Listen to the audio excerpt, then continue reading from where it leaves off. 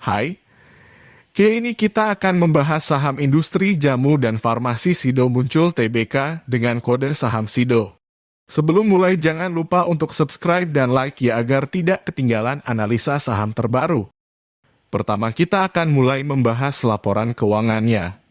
Kita akan mulai dari menganalisa penjualan dari perusahaan Sido ini.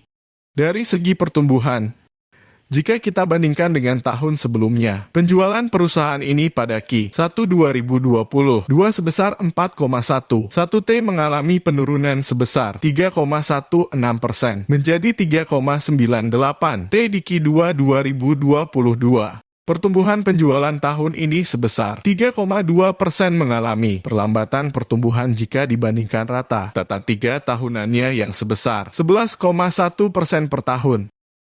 Setelah membahas revenue atau penjualan perusahaan Sido ini, kita akan lanjut membahas net profit atau laba bersihnya.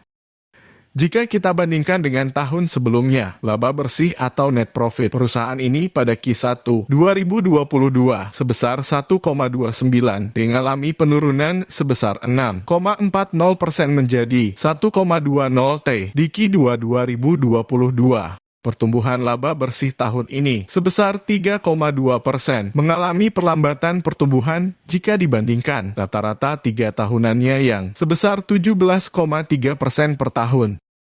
Setelah melihat dari sisi pertumbuhan penjualan dan laba bersihnya, sekarang kita akan menganalisa margin profitabilitas dari perusahaan Sido ini. Kita akan menganalisa gross profit margin dan juga net profit marginnya. Yang pertama, kita akan membahas gross profit margin. GPM perusahaan ini mengalami penurunan. Jika kita bandingkan dengan tahun sebelumnya 56,5% turun menjadi 55,6%.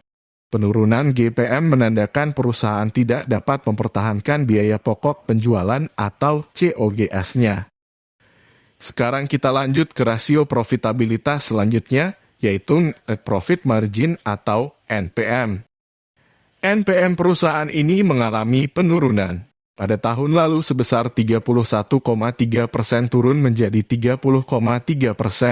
Penurunan NPM bukanlah hal yang baik. Namun, jika kamu yakin penurunan NPM hanya sementara, maka tidak masalah. Sekarang kita akan membahas rasio terpenting yaitu return on equity. Return on equity tahun ini mengalami penurunan. Tahun lalu sebesar 42,0%, dan pada tahun ini turun menjadi 37,1%. Return on equity dari perusahaan Sido ini sebesar 37,1% dan memiliki hutang yang rendah. Jadi perusahaan ini return on equity-nya menurut saya di atas standar. Sekarang kita akan beralih menganalisa kesehatan perusahaan yang banyak mengambil data dari neraca keuangan atau balance sheet. Dengan mengetahui kesehatan perusahaan, kita akan menjadi lebih tenang nyaman karena kita tahu bahwa perusahaan ini sehat dan jauh dari masalah atau kebangkrutan. Cash and setara cash dari perusahaan ini sangatlah melimpah hingga dapat melunasi seluruh liabilitas atau kewajiban perusahaan ini. Rasio liabilitas dibandingkan dengan ekuitasnya hanya sebesar 0,1 kali, nilai ini sangat rendah dan bisa dikatakan perusahaan ini aman. Sekarang kita akan menganalisa hutang berbunga dari perusahaan Sido ini. Perusahaan ini tidak memiliki hutang berbunga dan ini merupakan hal yang sangat baik dan perusahaan ini sangatlah aman. Sekarang kita akan membahas tentang harga sahamnya, seperti cara investasi Terry Smith. Yang pertama, hanya beli perusahaan yang bagus.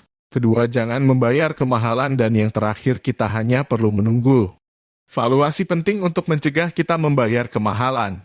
Menurut saya harga wajar perusahaan ini adalah 627 dan saat ini harganya ada di 710 sehingga memiliki margin of safety sebesar 13%. Harga saat ini sudah kemahalan dan ada baiknya untuk menunggu agar harga sahamnya turun. Video ini bukan rekomendasi untuk membeli dan menjual sahamnya dan data yang disampaikan bisa saja salah. Jadi jangan malas untuk dicek kembali dan jangan lupa untuk subscribe dan like ya.